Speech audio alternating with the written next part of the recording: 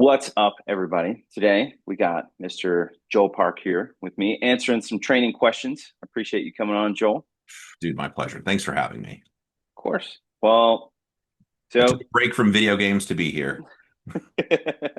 what will Call of Duty do without you? It was actually Red Dead Redemption 2, but whatever. You've never Uh, heard of that before. I never have. I play Mario 3. Dude, Mario 3 is a great one. I liked that one. Awesome. All right. Well, let's see. Maybe a week ago, you put out some questions, basically like, "Hey, hit us with some training questions." And this one, I think, is a pretty damn good one. And it's a good one because I'd be willing to bet a lot of people are wondering this. Cheers, Joel. He's a very nice guy. I have a question about grip. Should I get connected with the gun and keep my arms, wrists completely static and let the gun do its thing and let the dot return? Or should I loosen up my arms a bit and return the dot myself? I hope this makes sense. Dude, what do What are you your say? thoughts? Well, I don't like thinking about like tightening everything. Like when I hear him say like tighten everything up, like in the arms and chest, back, shoulders, like this feels like extra tension to me.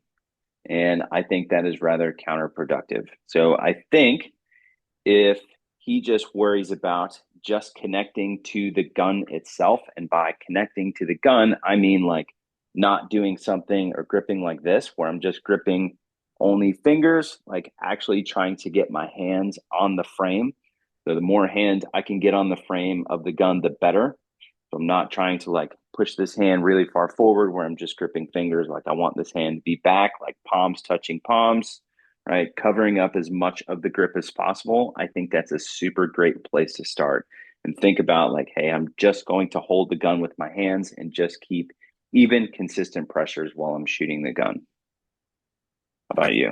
I completely agree. I think, well, part of his question was about whether he should do the work or not. Yeah, and let the gun do its thing, or should I loosen up my arms and return the dot myself? So, yeah, I'd challenge like his way of thinking. Me too. Be- I agree. I already know what you're about to say. Go ahead. Well, you're kind of letting the gun do its thing and you're along for the ride. Instead, you're just directing where that ride ends up. Hmm. In my brain, the gun doesn't really kick that much, regardless of steel frame, polymer frame, comped, non-comped, whatever. None of them really kick that crazy much. Hmm. So the way I think about it is I just hold the gun in my hands in a way that it's not going to slip or slide or my hands kind of come out of contact with. So I just hold the gun firmly enough that while the gun moves around in recoil, my hands don't slip on the gun. And then once I have enough pressure for that or tension, then all I do is just look where I want the bullets to go and just let it finesse it back to where I'm looking. Yep. I think part of being like a really good instructor is being able to listen to someone describe something and know exactly what's happening. And to me, when I hear like, should, essentially what he's saying is, should I try harder to return the gun? And that to me, if you told him like, yes, do that, like I feel like he would just start pushing on the gun even more, which is definitely going to be counterproductive. So like, if you told me like, hey, the gun will lift high but it will return very, very precisely, or the gun won't lift at all and it'll return low left. Which one would you pick? And I would say I would just let the gun lift high and return very, very precisely. Sure. Obviously, I don't want the gun to lift high. However, if I just focus on like where the gun returns, it will take care of itself the majority of the time, at least in regards to how high the gun lifts. Yeah. So The reason I that would be what normally I'd focus on. normally I can kind of understand their thought process because I probably had the same idea myself and tried it at some point. So Yeah, it's like, oh yeah, I made that mistake too. I remember doing that. It was a really bad idea. Didn't work out yeah, very well for me. exactly. Yeah. So I would agree. Don't try that hard. Just think about holding the gun with your hands and yeah, be obsessed with how the gun returns. Yeah, and then the other part of his question about being connected with the gun and arms, wrists completely static. I don't, so your arms and wrists and stuff, that kind of just goes along with the flow of traffic, so to speak. Like when the gun has to recoil or whatever it does, I don't Yep. put any focus on what my arms do. Mm-mm. Like my arms just exist to get my hands to the pistol, and they're connected, but I don't put any thought into it as far as what my arms are doing. Or how about this? Some people like elbows outward more, downwards more. The old, what was it, like ringing the towel with the MP5? Yeah. People have a weird like uh totally retarded. The horseshoe thing where people are trying to bend the horseshoe in the I hate reverse that so way. much. It's so stupid, but I mean, there's still instructors talking about that. And all it does is add extra pressure into the gun, and it's an attempt to stop the gun from recoiling. So if I try to like bend this horseshoe outwards, pushing into the gun, what happens when I'm doing this? I can already feel tension starting in my shoulders. I'm not going to be relaxed doing that. So instead, I'm going to just hold the Crazy. gun with my hands and let my shoulders and upper chest relax. But if I start trying to add some extra tension into it somewhere, then I'm just going to have like some other problem for me to fight with. Because if I do the horseshoe thing and then I want to move the gun, it's going to be way tougher because all of this is going to have a bunch of tension in it. And the other thing that that does that I seriously I detest that grip is like it rips your hands off of the frame. So like if I Sure. do this, it all it does is pull the support hand off of the frame, and I have less friction and traction on the frame of the gun itself with my Yeah. support hand. Like Yeah. I can't stand it. Like you have to have such strong hands to be able to do that. And it's like I don't know, man. I don't know how you would tell a 90-pound lady how to grip a gun like that. Cause I know, like, as soon as you go, like, hey, just pull the horseshoe apart, like her hands are going to come off of the grip. Yeah.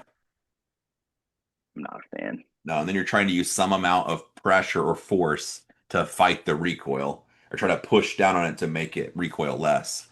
And it's kind of a fool's errand. Super lame. All right. There's another question here. Let's see. My question or question sort of a two part. Do you or should you train completely or complete should you train and compete mainly with what you carry? Should you carry what you can shoot really well, like a full size gun versus compact? I'm debating on dumping my P365X macro because I cannot shoot that small platform well or accurately, using my XC as a daily carry.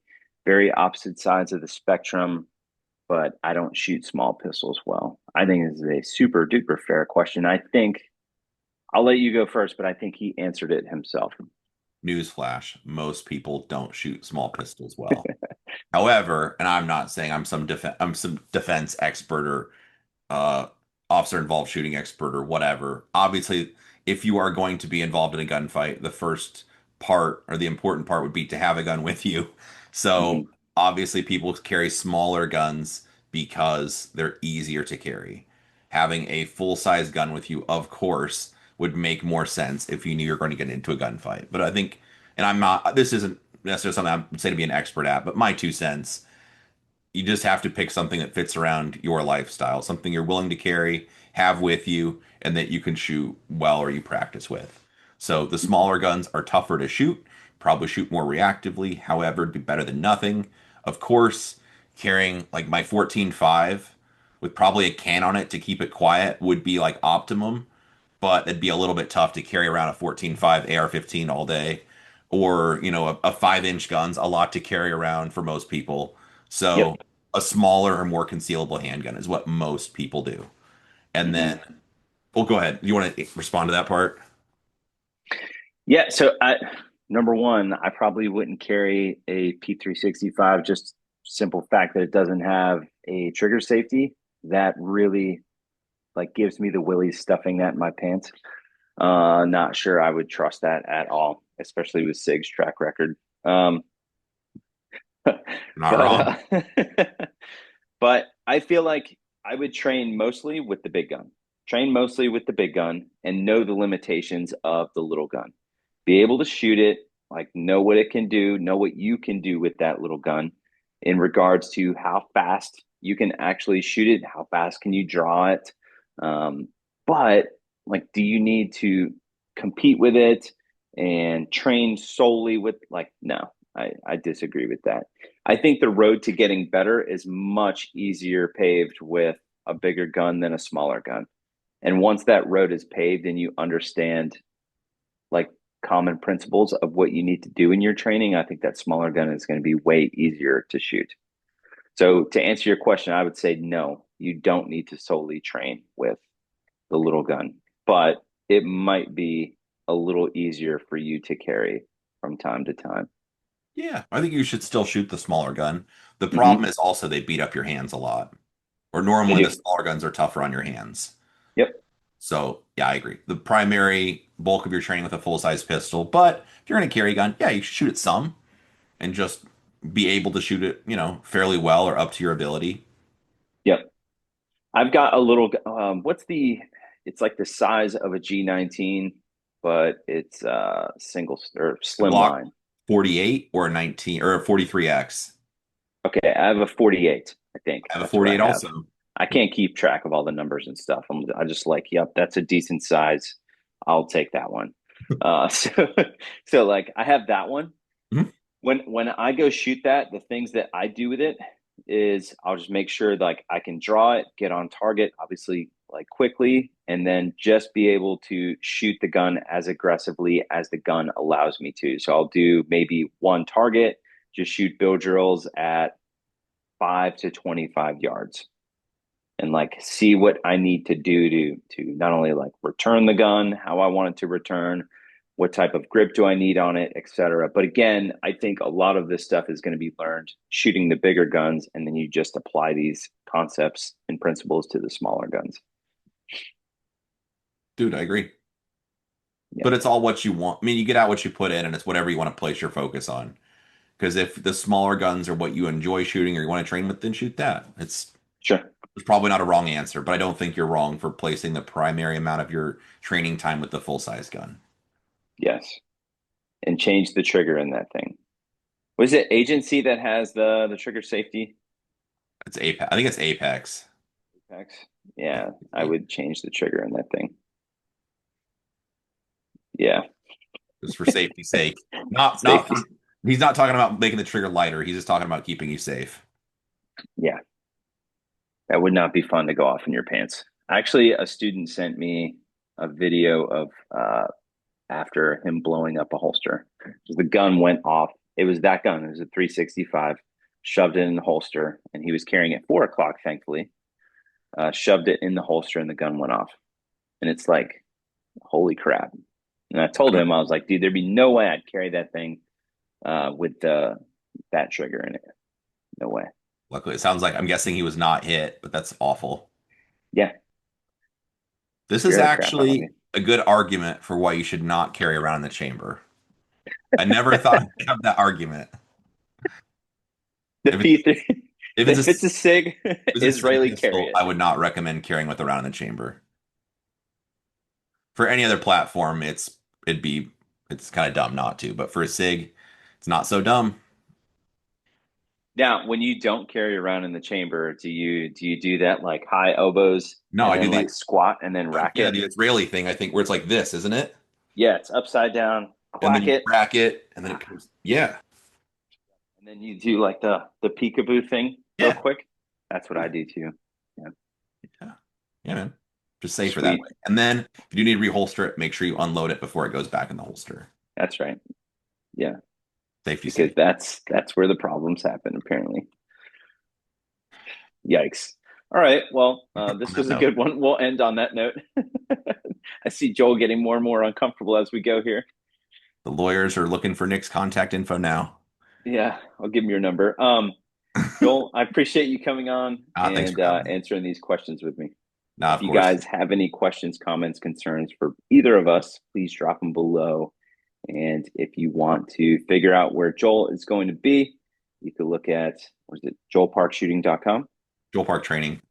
joelparktraining.com, and you are on PSTG teaching with Benny Boy all over the country as This well. is true. How this happens.